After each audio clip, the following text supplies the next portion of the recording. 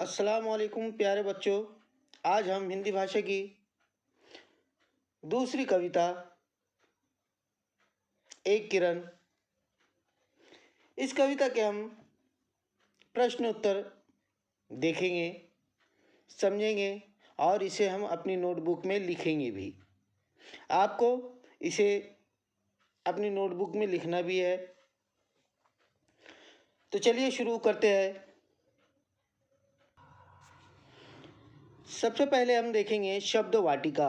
शब्द वाटिका, इसमें हमने जो नए शब्द देखे कविता में उनके अर्थ जानेंगे, उन्हें समझेंगे।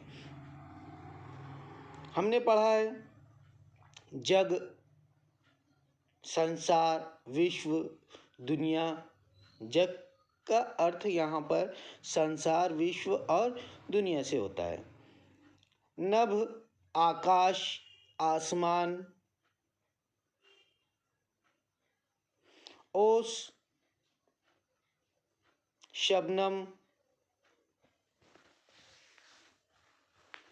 भाई, पसंद, पसंद आना, पसंद आई।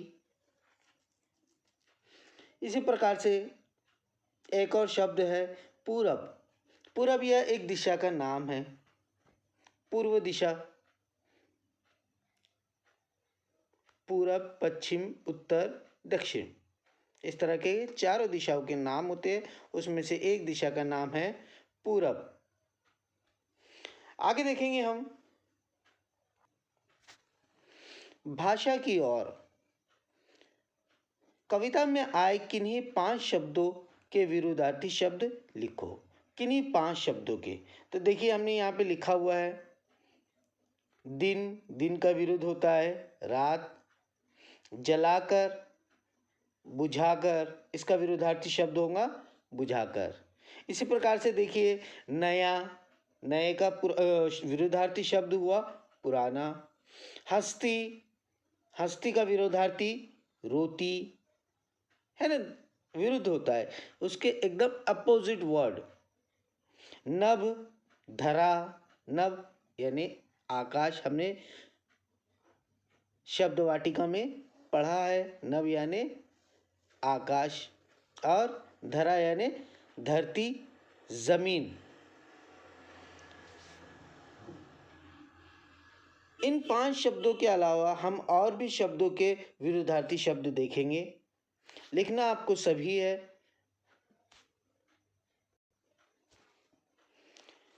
कुछ शब्द इस प्रकार से है।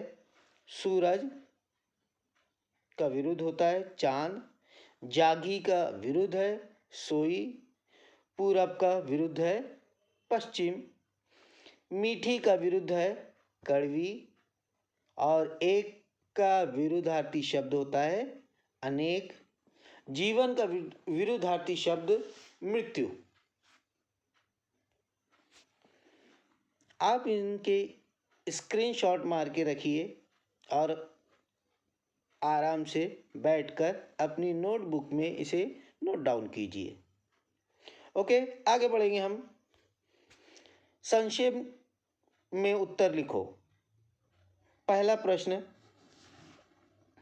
किरण कौन सी खुशियां लेकर आई? तो हमने यहाँ पे उत्तर लिखा है किरण आंचल भरकर मीठी मीठी खुशियां लेकर आई। प्रश्न यहाँ पर काले रंग में लिखा गया है और उत्तर नीले रंग में। प्रश्न क्रमांक 2, किरण कब मुस्काई? हमने कविता पढ़ी है, किरण कब मुस्काई?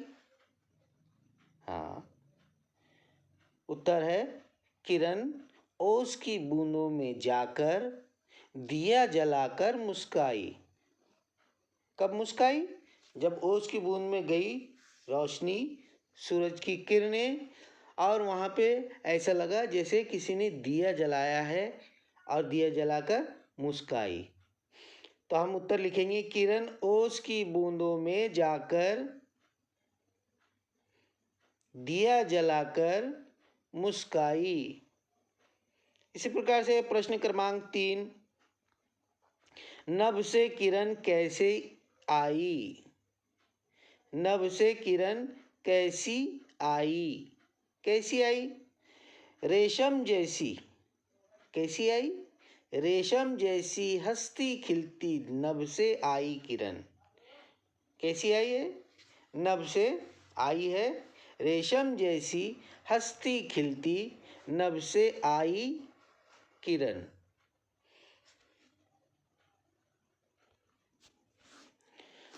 प्रश्न क्रमांक 4, सूरज के आने पर क्या होता है, इसका उत्तर देखेंगे हम। सूरज के आने पर दिन मुस्काता है और दुनिया जाग जाती है। प्रश्न क्रमांक 5, सूरज किस दिशा से उठकर आया, तो सूरज, कविता की उस पंक्ति को याद कीजिए।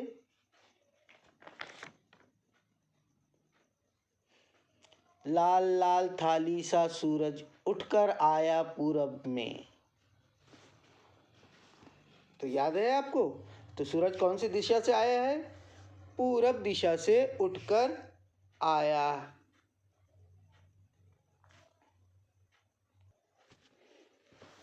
इसके बाद में हम देखेंगे व्याकरण में पंचमाक्षर। पंचमाक्षर यानी वर्णमाला में हमने इसके पहले पंचमाक्षर पढ़ा भी है, समझा भी है। मैंने पूरी एक वीडियो पूरी स्पेशल पंचमाक्षर पे ही बनाई है, फिर भी मैं दोबारा बता रहा हूँ आपको कि वर्णमाला के वर्ण के 5वें स्थान पर आने वाले अक्षर को क्या कहते हैं, पंचम अक्षर कहते हैं, है ना। और पंचम अक्षर के स्थान पर हम क्या करते हैं, अनुस्वार लगाते हैं, बिंदु लगाते हैं, है ना। तो सबसे पहले देखेंगे पंचम अक्षर कौन से हैं। पंचम अक्षर है ण, य, ण, न और म।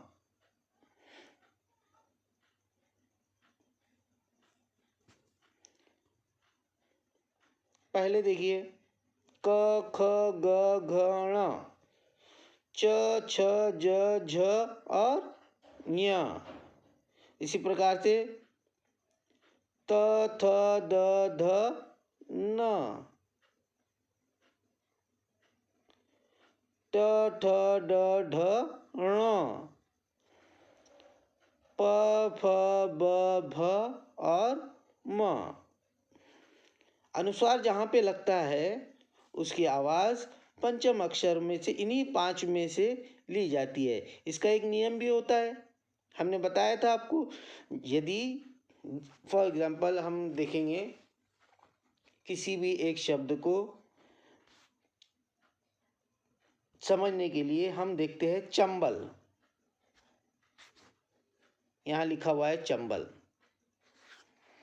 अब चंबल च के ऊपर में अनुस्वार लगा हुआ है और चंबल म की तरह आवाज आ रही है। क्यों आ रही है, क्योंकि अनुस्वार का बाद का वर्ण ब है और ब किस ग्रुप में आता है,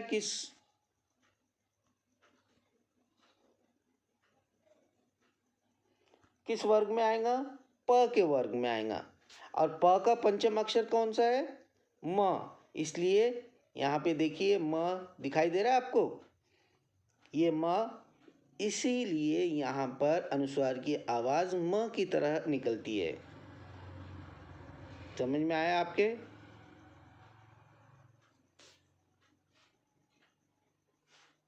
अब देखिए यहाँ पे गंधर्व, गंधर्व में ध, अनुस्वार के बाद का शब्द ध है और ध किस वर्ग का है, त वर्ग का है।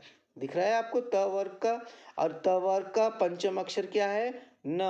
तो इस यहाँ पे गंधर्व में न की आवाज आएगी। इसी प्रकार से बाकी भी है, डिटेल देखना है तो आपको शुरू के वर्णमाला में ही मैंने इसे पंचम अक्षर को बताया है। आज के लिए इतना ही। अस्सलामु अलैकुम।